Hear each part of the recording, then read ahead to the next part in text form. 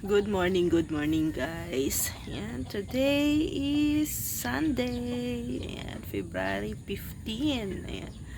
Ako kalahating kalahating buwan na tayo ngayon. Ayan, dito nga tayo sa barracks. Ay, good morning Uno. Yan, good morning, good morning. Good morning. May muta ka pa Uno Hindi ka nagilamos. Yan. So, ngayon guys? Anong oras pa? 6:30. 6:30 ng umaga. Grabe pag dito talaga kami natutulog. Maaga kaming natutulog, maaga din kaming nagigising. And dahil nga siguro dito medyo malamig at presko yung dito. Ay naku, kapi-kapi po tayo. Ay Uno, kapi-kapi po. Ayan, dito tayo sa labas. Dali Uno, samahan mo ako. Dito tayo Uno. Ayan na nga guys, no.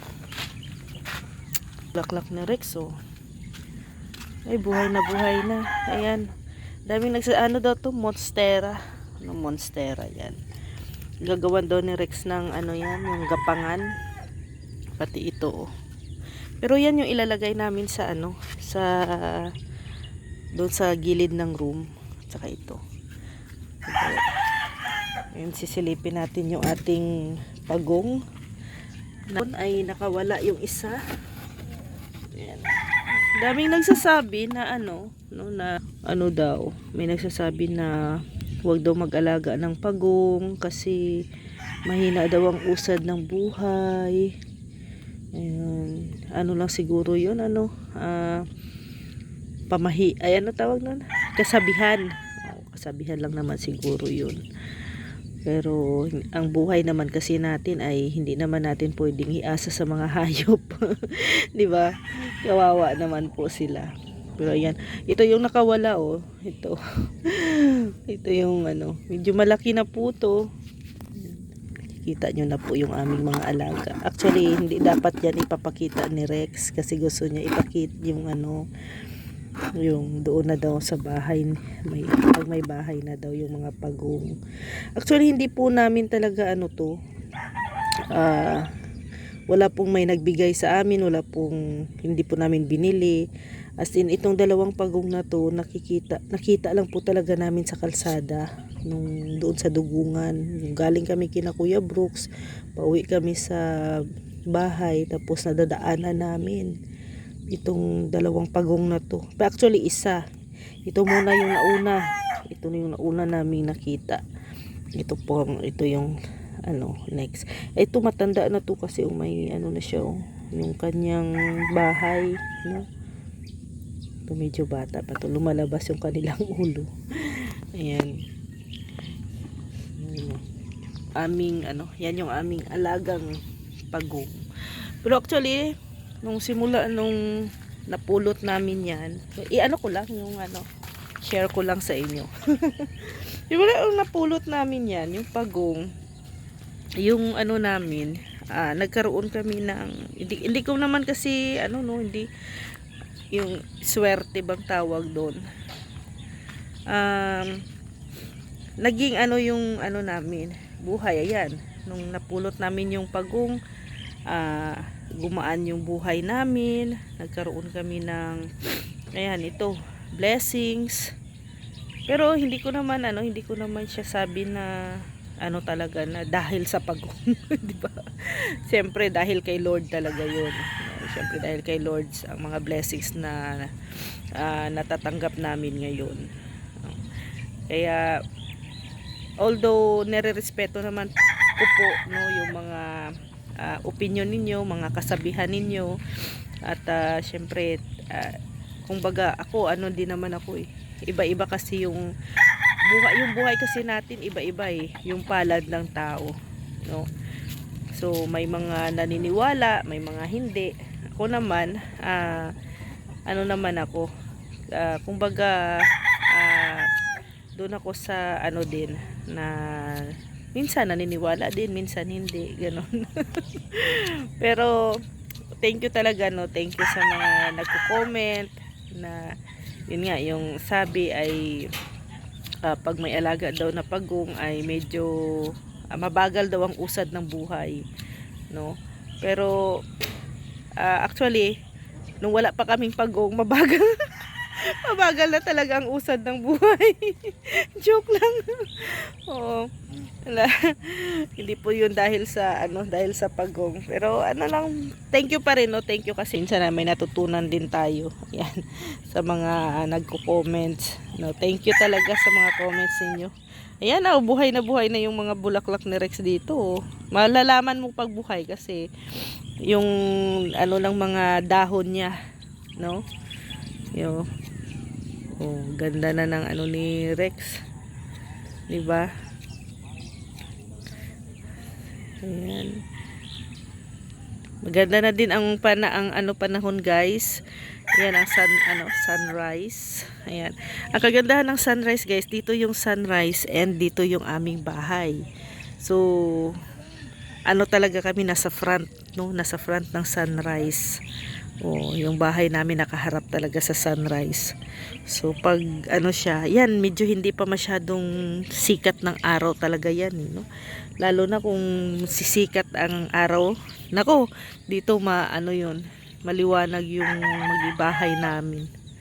No, kasi siya nasa front ng araw. Oh. Ayan, update lang po sa ating bahay. Ayan. At malapit na po mag-resume to. Malapit na po tayong magbalik trabaho. Kaya, ayan, yung ating balon ay medyo napupuno na rin. Maganda ang panahon ngayon, Sunday. Hindi masyado, wala na siyatang ulan ngayon eh. No? Sana nga wala ng ulan. At para makapasok na rin yung mga materialis. No? Kasi ang inaalala ko ngayon, guys, ay bibili kami ng trusses. Paano namin ipapasok ang mga materialis pag ganito. Oh, ganito ang kalsada namin dito, malusak. Ang hirap. Kaya muna, pagandahin muna namin yung panahon, mainit dapat para yung mga materialis ay makakapasok na rin dito. Kawawa din kasi yung mga naga-deliver dito, guys. Pag mag-order ng materialis tapos pa-deliver dito sa bahay. And syempre, kawawa din ang mga karpintero kung yung mga nagde-deliver doon lang sa kanto maghahatid ng materialis. Hakot-hakot na naman ang mangyayari. Kaya kailangan mainit talaga ang panahon. Dito tayo sa loob ng ating bahay. Tingnan natin yung ginawa namin dito na tambak. Ayan, no? Uy! Anong ginagawa mo dyan? Ha? Anong ginagawa mo? Nagkakaykay ka dyan, Yan na. Medyo na yan, no? Baba na. Medyo marami-rami na rin tambak to dito sa kwarto. Dito na lang, guys, na area. Yan, dyan na lang yung area na medyo kulang. Kulang pa talaga to, no? Kulang pang panambak to. Ayan, no? Hanggang dyan sa pangalawang hollow blocks. Ayan. Yan kasi yung tatlong hollow blocks dyan sa entrance. Yung last na hollow block, yan? Tatanggalin yan ng kalahati. No? Kasi medyo mataas masyado yan. Kaya anong hinukay-hukay mo dyan, ha? Makaano ka ng ginto dyan. Hukay ka ng ginto. Yan, may buhos na po yan. Pagbalik nila, tatanggalin na po yan. Magpupupo ka dyan, ha? And ito yung ating CR. Di pa kami makatambak dito, guys. Kasi tingnan nyo, guys, ang dami pang mga kahoy-kahoy dito. Ayan yung ginawa. Kasi ito, guys, firewall na din to, no? Firewall na yan sa kapitbahay. Ayan ang ginawa. Concrete gutter. Nasa loob ng CR yan. Yung ating concrete gutter. Ayan. So, hanggang dyan yung bubong. Sa gutter na yan. Ayan. Naka-concrete gutter yan. Kasi ano na yan, firewall. Naka-firewall yung gilid natin. At saka ito din, naka-firewall din to.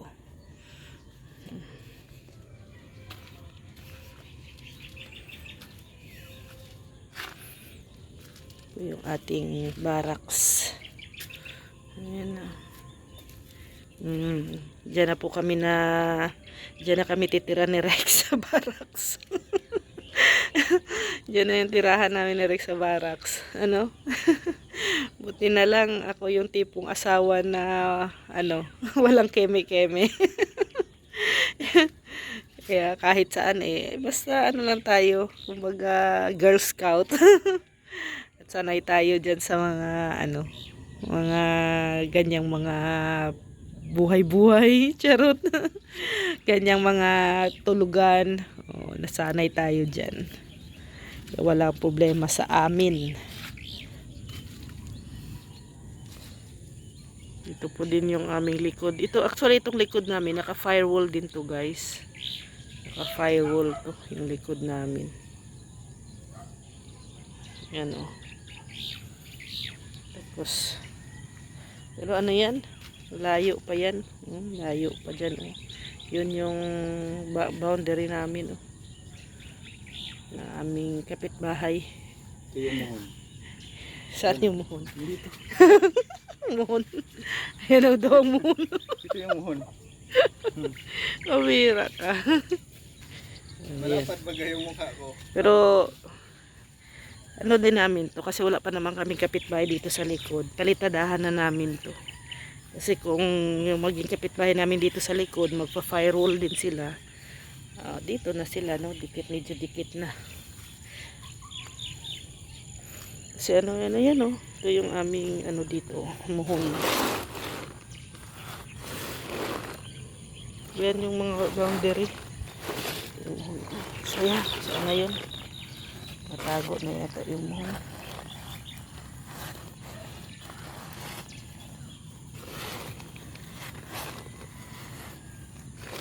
Sa dito yun, sa gitna. Dito yun sa gitna, yung aming muhon. Kasi yung maging kapitbahay, dito din siya magpa-firewall. Yung isa dito din. Straight. So may pa yan, may gap. Medyo pasok kami. Yung mga natin, firewall to, firewall na po to.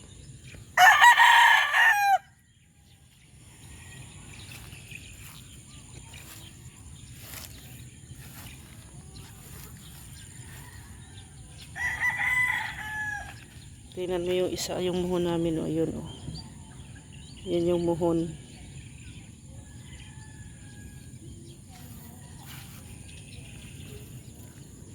So ito yung muhon, yung firewall namin nandito. Nandito yung firewall. Yan yung ginawa. Yan yung ginawa ng aming karpintero. Karpintero naman kasi ang may alam dyan, guys, sa mga ganyan. Mga muhon-muhon na yan. Kasi tayo na may mga may-ari. Nag-aano lang tayo, sumusunod, Basta yun lang yung plano ng bahay. Yan niya kalaki.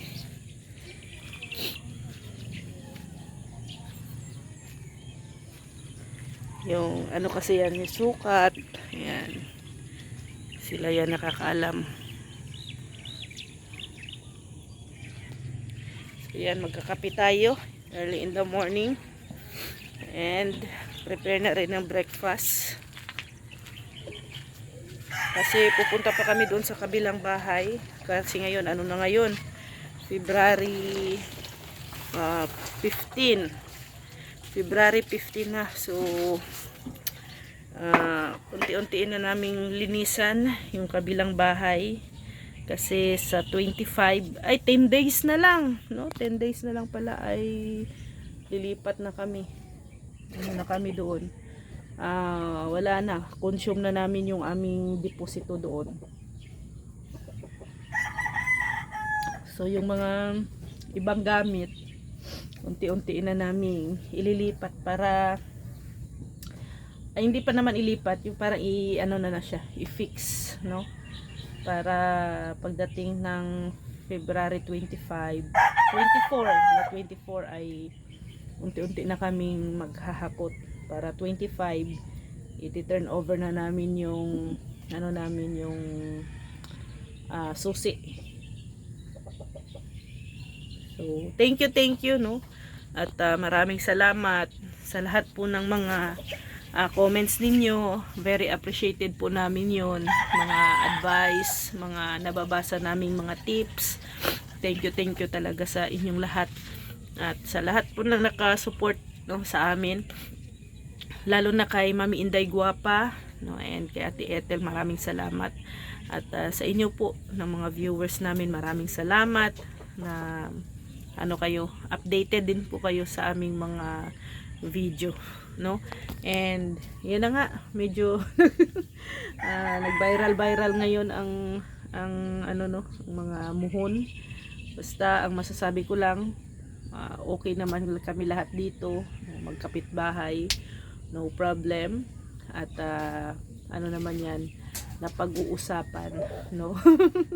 Napag-uusapan. Kaya maraming salamat and God bless talaga sa inyong lahat. And yan, maglilinis-linis na din kami dito sa ano, sa aming barracks. Kasi panibagong araw, panibagong buhay na naman po, guys. Maraming salamat. God bless ating lahat. Thank you po.